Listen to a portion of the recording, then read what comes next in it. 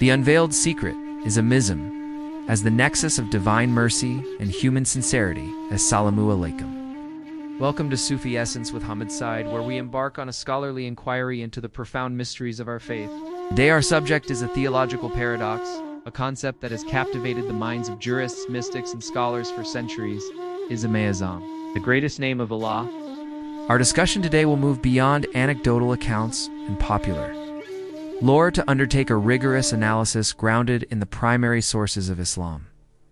We will explore the epistemological and ontological status of this name, conduct a textual exegesis of the relevant Hadith corpus, and engage with the metaphysical and mystical interpretations that define its soteriological significance.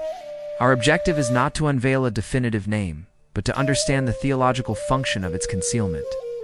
Its true power may not reside in its phonetic utterance, but in the spiritual disposition of the human heart that invokes it.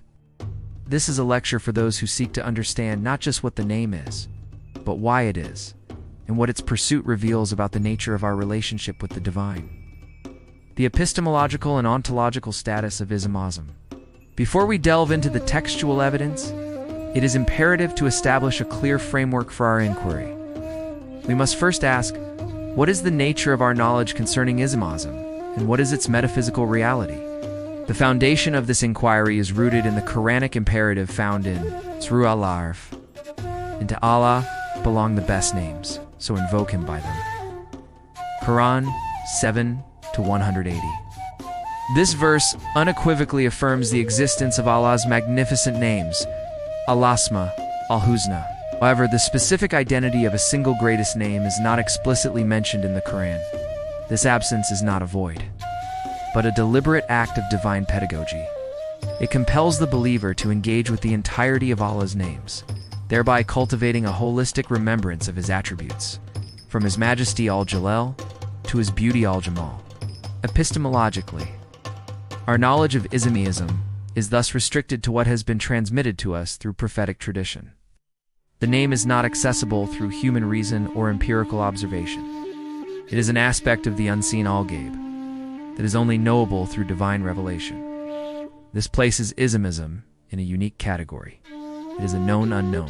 Its existence is affirmed, yet its identity remains veiled, serving as a constant catalyst for spiritual inquiry and a litmus test for sincerity. Ontologically, we must ask, is Ism-e-Azam a name of the divine essence dat, or an attribute sefet? The name Allah is the most widely accepted candidate for the name of the essence itself, encompassing all other names. However, many scholars, based on the Hadith, argue for a combination of names of attribute, such as Al-Hayy, the ever-living, and Al-Qayyum, the self-sustaining. This presents a fascinating theological dichotomy. If Ism-e-Azam is the name of the essence, its power is absolute and inherent. If it is a name of attribute, its power is derived from the perfection of that attribute. The prevailing scholarly view synthesizes these positions, suggesting that the power of Ism-e-Azam lies in its capacity to represent the absolute and comprehensive perfection of Allah's being. Its immense power is a function of its singularity in expressing a multifaceted and inexhaustible divine reality. The concealment, therefore, is not a withholding of a secret, but a spiritual invitation to comprehend the totality of divine reality through a meticulous and dedicated exploration of all of His names. Textual analysis is Ism-e-Azam in the Hadith corpus. The most compelling clues regarding Azamas are found within the Hadith corpus. A close textual analysis reveals that the Prophet Muhammad, peace be upon him, identified several supplications that contained Azamas, yet he never pinpointed a single word. This suggests that the power of the name is intertwined with the context and content of its invocation. The supplication of Musnad Ahmad, the theology of sincerity. A highly significant hadith from Musnad Ahmad records the Prophet, peace be upon him, hearing a companion make a supplication that was so comprehensive in its praise that the Prophet declared it to contain Ism-e-Azam. The companion's prayer was a complete and unwavering theological statement. O Allah, I beseech you, all praise is for you. You are the object of worship. You have no partner. You have done great favors to man. You have created the earth and the heavens without any model. Greatness and honor are yours. A textual deconstruction of this hadith reveals that the power of the supplication lay not in a single word, but in its holistic theological structure. The prayer begins with a declaration of praise and gratitude, followed by a testimony of Allah's absolute oneness Tawhid, and a negation of any partners, La ilaha huwa. It then moves to a recognition of Allah's creative power and benevolence. The entire supplication is a profound articulation of faith that covers the foundational tenets of Islamic belief.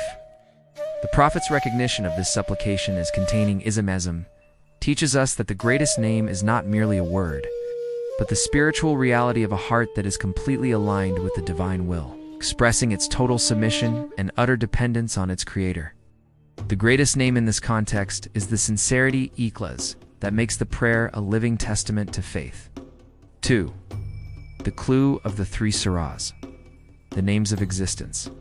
Another vital clue comes from a hadith in Sunan ibn Majah, which states that Ism-e-Azam is found in three specific surahs of the Quran: Al-Baqarah, Al-Imran, and Taha. This has led many scholars to identify the names that are common to these three chapters. The consensus of a majority of scholars is that the names Al-Hayy, the ever-living, and Al-Qayyum, the self-sustaining, are the most likely candidates. The theological reasoning behind this is compelling. The name Al-Hayy signifies Allah's eternal, self-subsisting life, which is the source of all life in creation. The name Al-Qayyum signifies that Allah is the ultimate sustainer, the one upon whom all existence depends, and who requires nothing in return. Together, these two names represent the very essence of existence and sustenance. To invoke Allah by these two names is to supplicate by His very being, and to place all of one's hope in the one who is the source and sustainer of all reality. Their presence in the greatest verse of the Quran, Ayat al-Kursi, further reinforces their immense spiritual weight and significance. The hadith from Sunan ibn Majah, therefore, guides us to the names that encapsulate the very life and existence of the cosmos, making them a powerful locus of divine response. 3. The supplication of At-Termity, the unity of essence and attributes. A final textual reference comes from a hadith in At-Termity, where the Prophet, peace be upon him, identified a supplication as containing Ism-e-Azam. The prayer included a testimony of faith followed by the names Al-Ahad, the One, and As-Samad, the Absolute, the ultimate resort. This hadith beautifully synthesizes the previous clues. Al-Ahad speaks to the absolute singularity and indivisibility of Allah's essence, a concept that underpins the entire framework of Islamic monotheism. As-Samad speaks to His absolute needlessness and the fact that all of creation depends on Him for every single thing. The combination of these two names, alongside a testimony of faith, creates a complete and powerful supplication. It affirms the indivisibility of Allah's essence and His absolute authority over all of creation, thereby making the supplication a complete act of submission and a powerful invocation of His grace. The metaphysical and Sufi interpretations beyond the textual analysis, a deeper, more metaphysical inquiry into Ism-e-Azam reveals that its power is intricately tied to the spiritual state of the supplicant. The Sufi tradition, in particular, views Ism-e-Azam not as a word to be discovered, but as a spiritual reality to be attained. Imam al-Ghazali, in his work on Allah's names, argues for a nuanced perspective. He suggests that the greatest name is that which corresponds most directly to the spiritual station of the seeker. For a person struggling with a specific need, the greatest name might be Ar-Razzaq, the provider, or Al-Latif, the gentle. The name's greatness is therefore relative to the person's spiritual need and the sincerity of their heart. This perspective shifts the focus from an objective, external name to a subjective, internal state. The most compelling Sufi thesis is that Ism-e-Azam is a direct manifestation of sincerity, ikhlas. The name's power is unlocked when it is uttered from a heart that has transcended the ego and is in a state of spiritual presence with Allah. This is the state of fana, the annihilation of the self, which leads to baqa, or subsistence in Allah. A heart in this state is a polished mirror, reflecting divine truths without distortion. When such a heart calls upon Allah, any name it uses becomes the greatest name, because the utterance is a pure and direct expression of a soul in complete harmony with the divine will. The word becomes a mere signifier, while the spiritual reality of sincerity becomes the true key to unlocking the divine response. The concealment of Ism-e-Azam is, in this sense, a divine mercy. It is a catalyst for spiritual discipline.